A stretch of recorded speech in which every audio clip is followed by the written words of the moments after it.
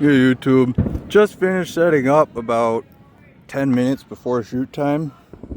Got strings of 6 electric matched in the racks. They're slanted over the water. Got some candle batteries, 62s,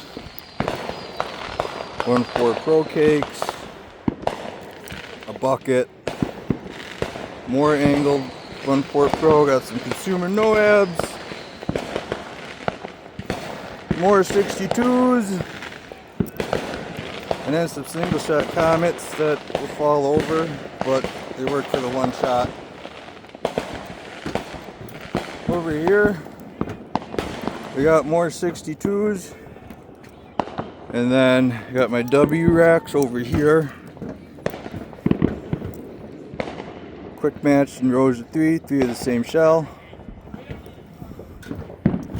And then over here, we got slices left and right. Bunch more slices.